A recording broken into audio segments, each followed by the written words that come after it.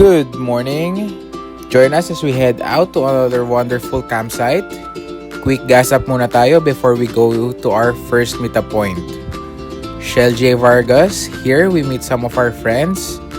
Then we head out to Petron Kilometer 44 where we meet the rest. Andito na nga yung mga friends natin, the Hilux, Montero, Fortuner natin, Navara, and some of our moto campers din nakasama. Diba? Ang ganda ng motor nila. Then we head out to Splendor Hills where we're going to spend the weekend.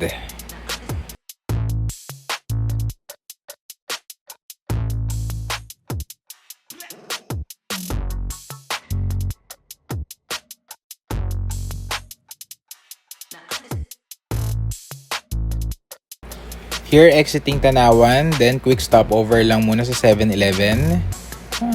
Snack breaks, ice breaks, mga need natin para sa camping natin. Tapos pakita lang natin mga kasama natin. You see the gray Navara, Fortuner, then Montero and Isuzu D-Max, Vios, Hilux, Fortuner, Race, and the Navara. So take off na ulit tayo, diretso na tayo sa Splendor Hills.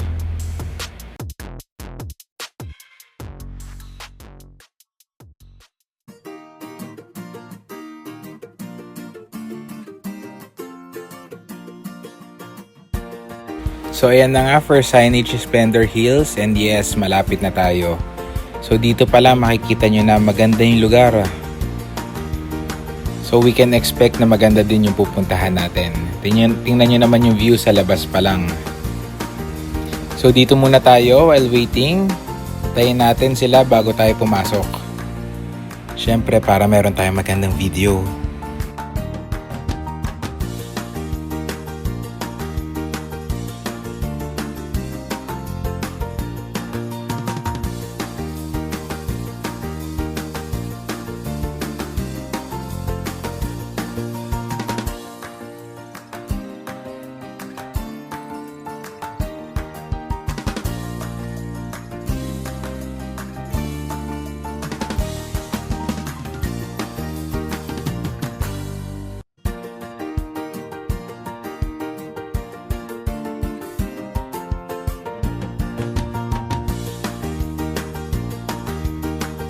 So ayan na nga, a few rough roads, nothing technical. As you can see, kayang-kaya din naman ng sedan makapasok dito.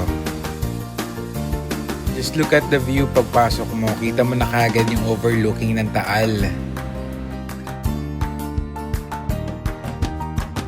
So while confirming our reservation, ayan no, ganda ng overlooking, ang ganda ng view.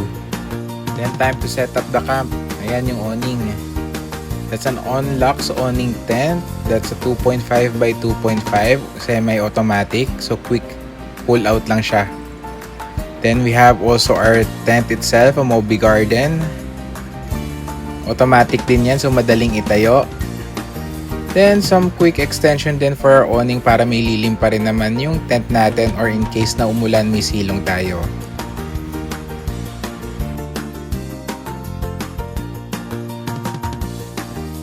Here we set up our kitchen and tambay area.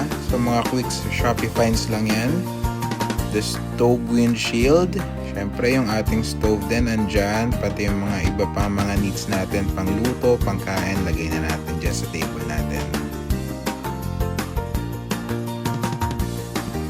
Then a quick tour lang dahil pagod na tayo dyan. So nakakalat pa yung mga gamit natin. As you can see, mostly tapos na tayo mag-set up.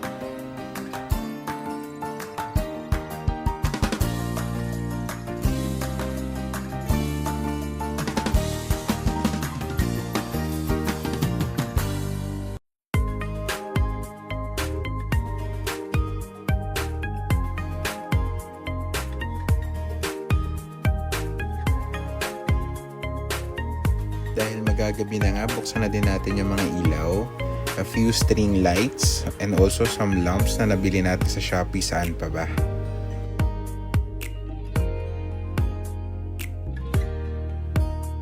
Since some of our camping stuffs bago lang natin nabili, so ngayon lang din natin siya nasa-set up. Ngayon ko pa lang nakita kung paano ba siya dapat gawin. So medyo natagalan tayo. But I think next time, mas mabilis na to.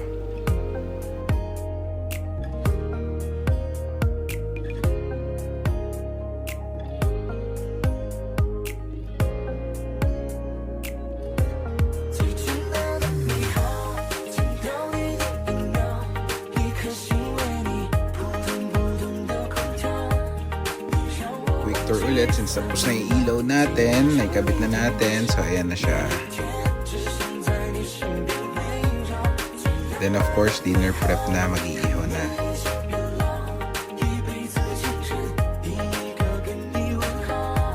The owner was very kind.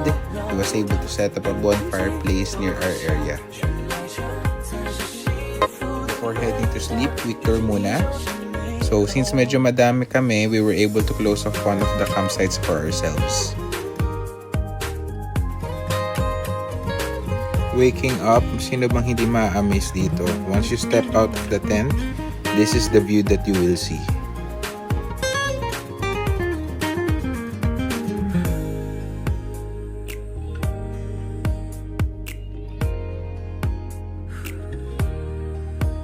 Since this is the second day, pack up na din, uwian na.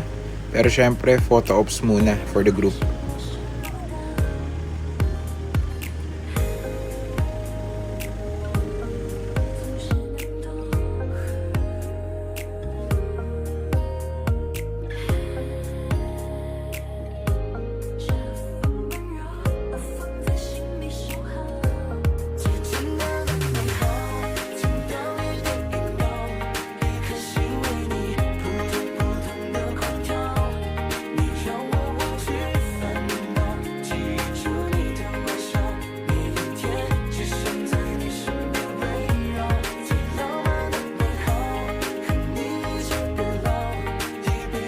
It was a weekend well spent, great company, great place, and we'll definitely come back.